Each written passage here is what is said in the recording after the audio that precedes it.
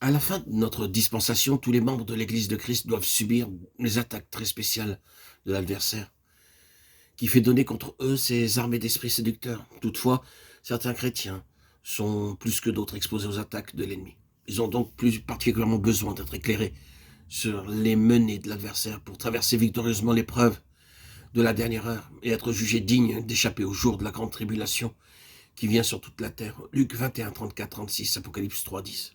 Car il y a chez les membres du corps de Christ des degrés différents de croissance qui entraînent des degrés correspondant d'épreuves permises par Dieu.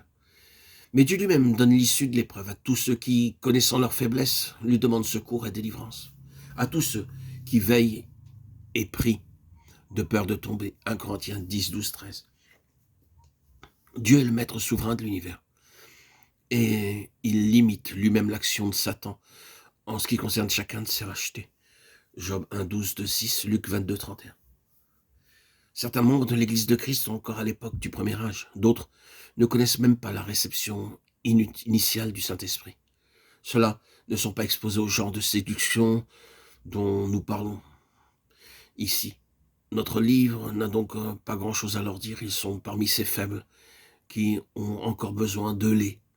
Mais il y a aussi l'avant-garde de l'Église de Christ, ceux qui ont été baptisés du Saint-Esprit ou qui désirent ce baptême. Chrétiens qui souffrent de l'impuissance de l'Église contemporaine et s'affligent de constater que son témoignage reste impuissant, alors que le spiritisme, la science chrétienne,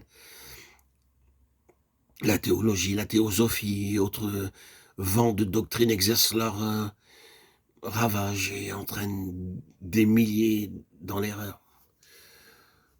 Ces sciences occultes, scientologie et autres, ces chrétiens plus avancés se croient généralement à l'abri des séductions de l'ennemi.